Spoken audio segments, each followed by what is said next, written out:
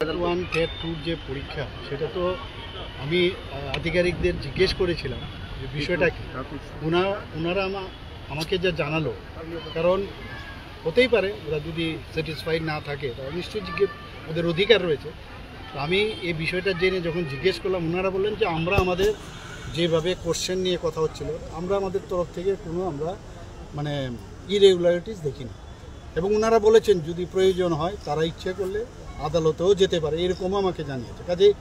কাজে এটা সম্ভব হচ্ছে, যেহেতু ওরা বলছে যে আমরা কনফিডেন্ট যে আমরা ঠিকভাবেই প্রশ্নপত্র করা হয়েছে, আমাদের তরফ থেকে কোনো ভুলভ্রান্তি নেই।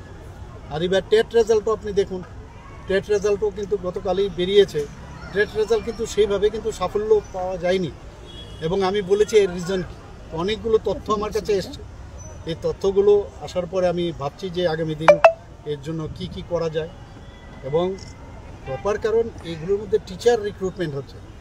আগামী দিনের যারা প্রজন্ম, যারা স্টুডেন্ট, তাদেরকে যদি গুণগত মানের শিক্ষা না দেওয়া হয় তাহলে তো মুশকিল।